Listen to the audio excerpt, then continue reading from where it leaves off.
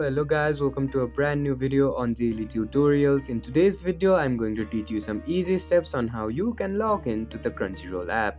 Before we start the video, don't forget to like, share and subscribe to the channel for more such useful tutorials.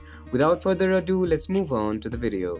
First of all, make sure that you're connected to the internet and that you have the Crunchyroll app downloaded and installed on your device. After you've made sure that you're connected to the internet, open up the Crunchyroll app. Once the home page of the Crunchyroll app opens up on your screen, you'll see three options: create account, login and browse Crunchyroll. So for you to log in to the Crunchyroll app, you'll just simply have to click on the login button. After you click on the login button, you'll be guided to another page. In this page, you'll have to fill in your email or username here and your password here, and then click on the login button.